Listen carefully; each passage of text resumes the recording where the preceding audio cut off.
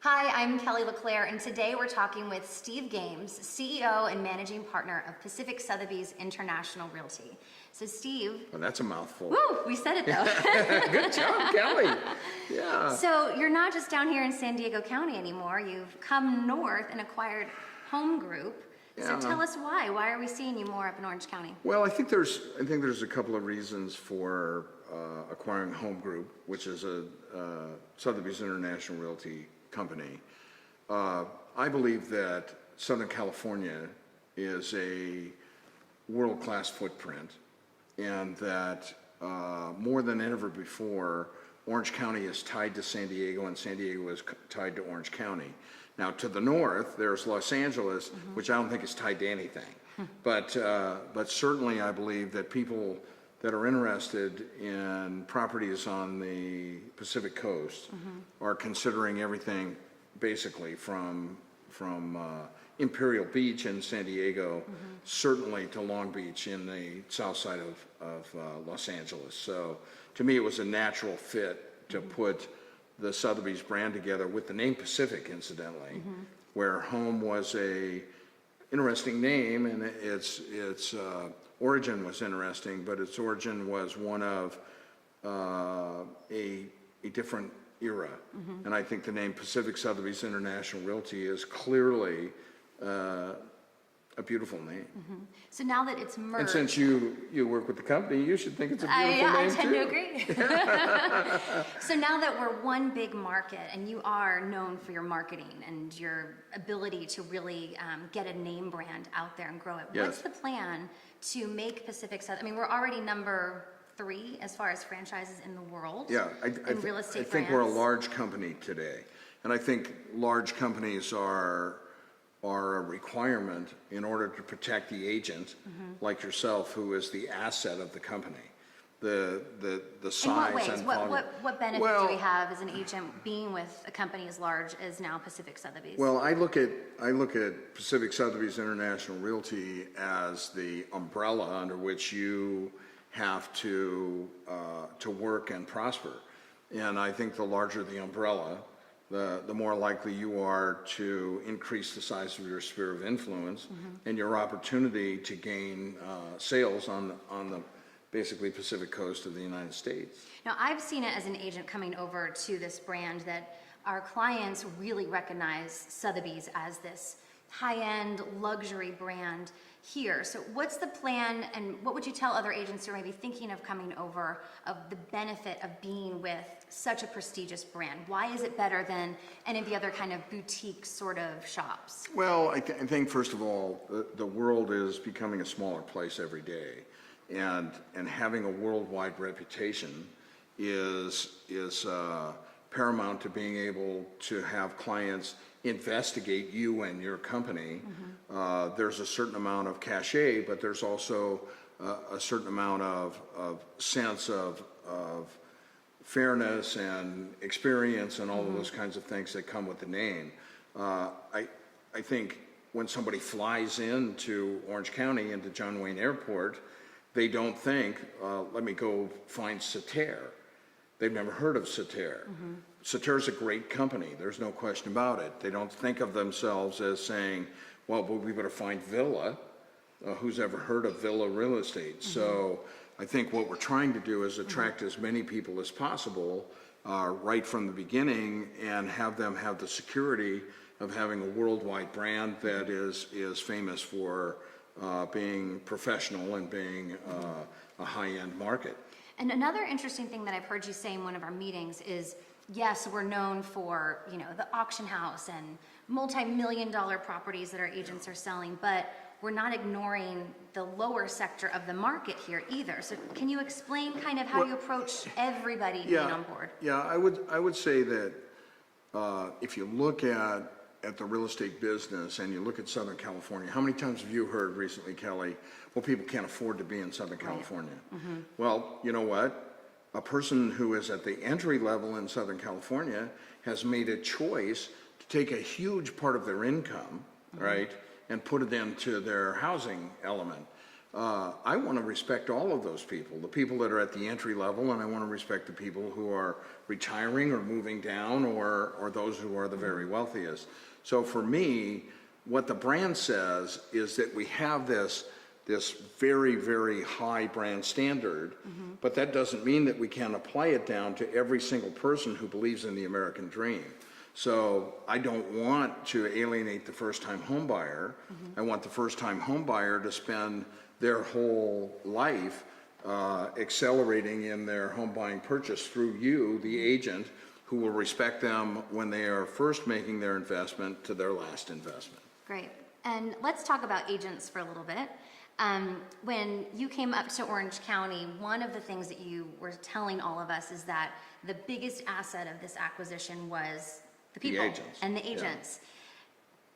Make me believe that. Tell me why do you say that? You've repeated over and over, and I believe you, but for people who maybe haven't heard you talk, haven't seen you in action, haven't seen you giving us your cell phone number if we have questions, explain that a little bit more. Well, look, brand, right, is a scenario that opens the door.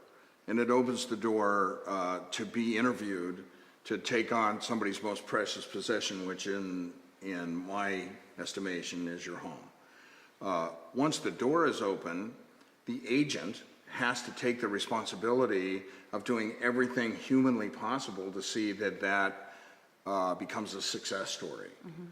So the agent is the person who has to do all the work. The brand just opened the door. So if you, as a Pacific Sotheby's International Realty agent, get to go into more doors and you work harder than anybody else in the industry, you're the asset, not the company. You're the one who has to deliver. The brand just simply is giving the opportunity for more people to be driven to have you do the job. I think it's really interesting. You know, I was implying earlier that somebody's flying from Chicago, they're not going to say, look, I've got to go find a little boutique real estate brokerage firm. They've never heard of it. So the agent becomes so responsible when we say that the brand standard is very, very high. You are the brand standard once the client is actually looking to buy or sell. And now that you're in Orange County and you've been holding events and meeting agents, I've seen a lot of people come up to you and say, Steve, remember me? I used to work with you here, there, Prudential. What would you say to those agents who now are in Orange County and might have the opportunity to come back and work for you? You know, I'd say, did you enjoy the experience? Was the best part of your real estate life when you were in a company that was operated by myself and my partners? And the answer is oftentimes yes. And I think that one of the things that has happened in the large brands is that they're oftentimes faceless. And I think people are looking for, you know, being able to ask the question of the person who is actually responsible. And so franchise and the fact that Pacific Sotheby's International Realty is a franchise means that it has the worldwide exposure and the huge marketing umbrella, but it still has a face to its everyday operations in Orange County and in San Diego. And the face is looking at you. So there's no place to pass the buck to. If you have a client who wants a question answered, I believe you have my phone number in order to be able to pick it up and say, Steve, I really need to have this question answered. Can we do this? And the answer doesn't have to go back to the East Coast. It doesn't have to go around the world. It only has to go between you and me. And if you need me, I can be there in an hour.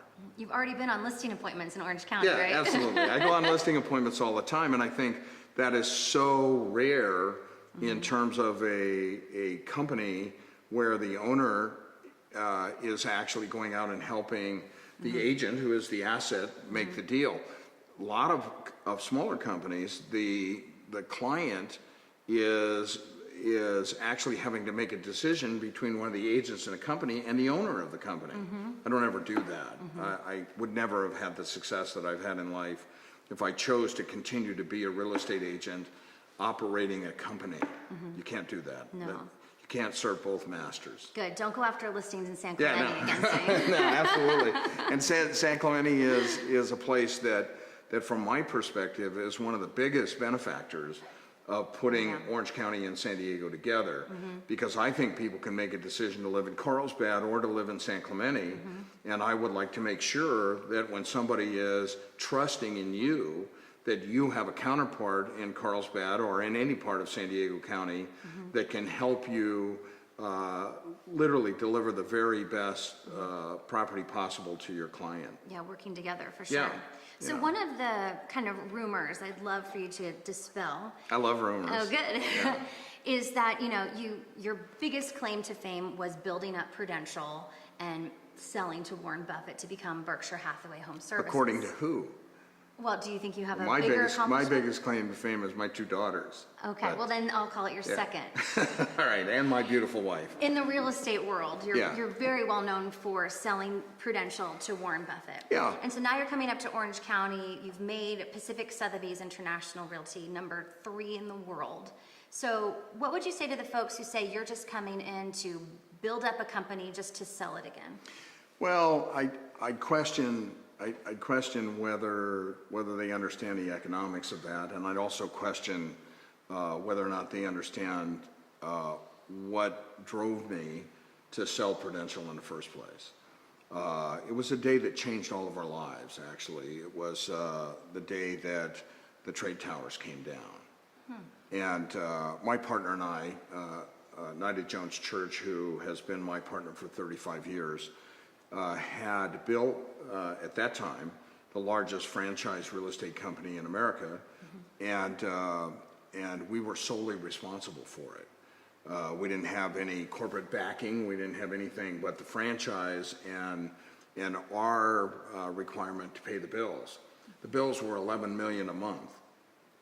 Right? So as an individual, if what had happened, and it was planned, by the way, thank God for everybody who responded in America's need and time of need.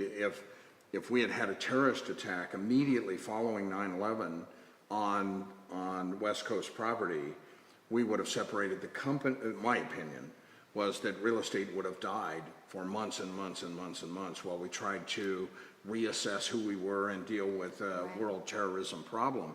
So what I did was I turned and said, look, we could lose the whole thing and all of the people who depend on us. See, the agents, as I have said, are the asset. They're also dependent on the company being a success, keeping the lights on and moving forward.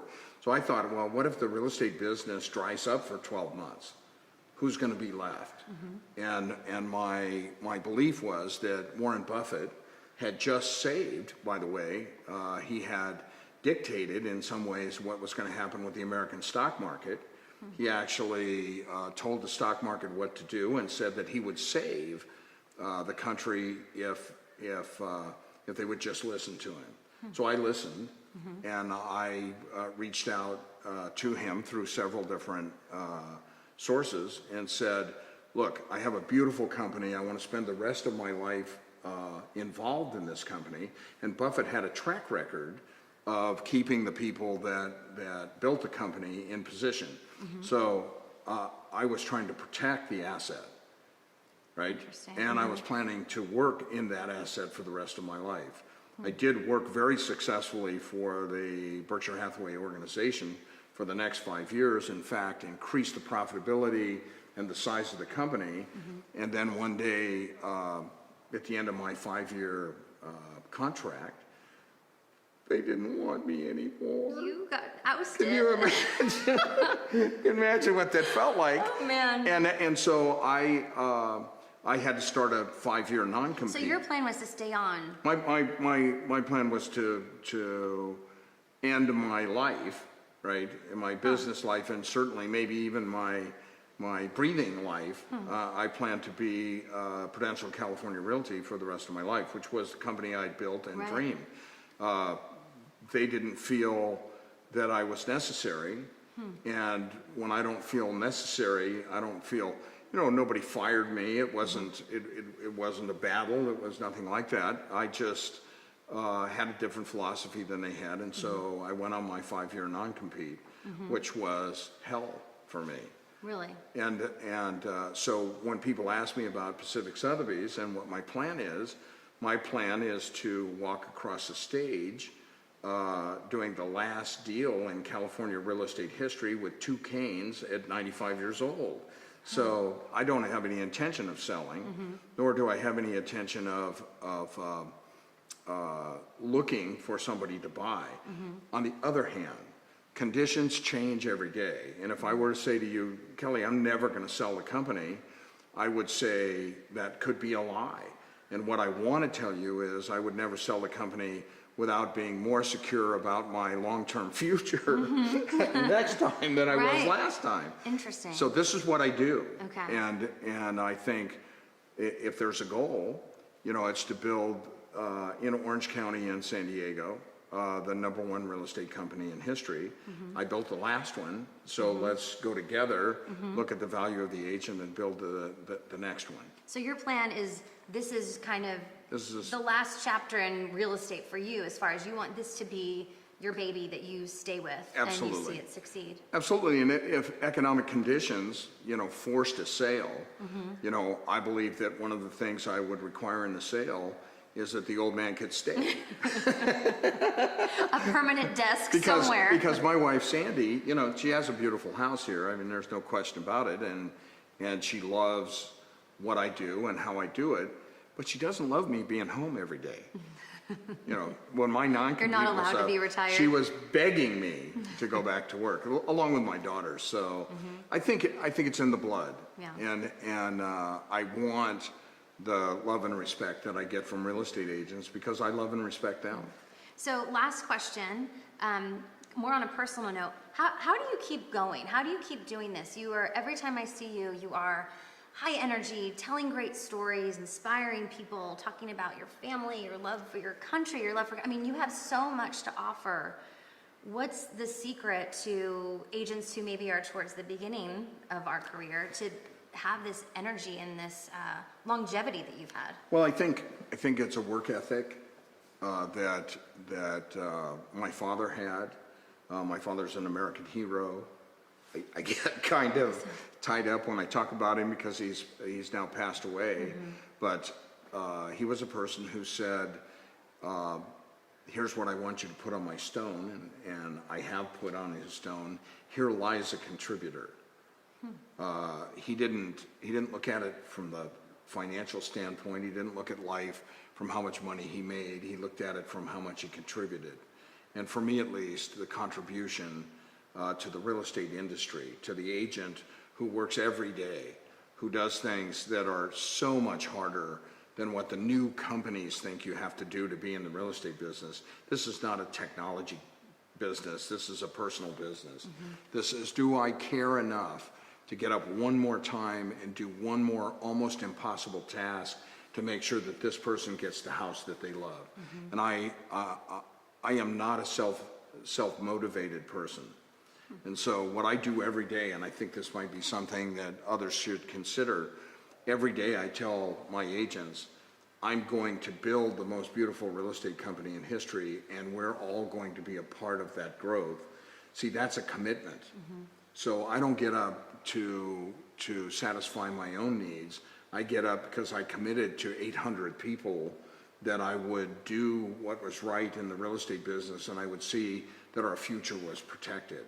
I am commitment motivated. When I tell you I'm going to get somewhere, that's what I want to do, and that's what drives me every day. You know, it's not let's make more money, and I love money. Don't miss me on that. But it's we're telling the client out there that you're the best real estate agent in the business. And Kelly, look at me. Be the best that you can be. And I expect you to be that, and I expect that you will be able to help me bring other people into the business. The youngest people in the world need to understand that this is one of the greatest careers they could ever have. Think of what lies ahead of us and how awesome what we're able to do collectively is going to be. It's a commitment. Thanks so much for joining us, Steve, and for all of your insight on the company and your plans. It's good to hear from you. And if you'd like more information about Pacific Sotheby's International Realty, you can click on the link below.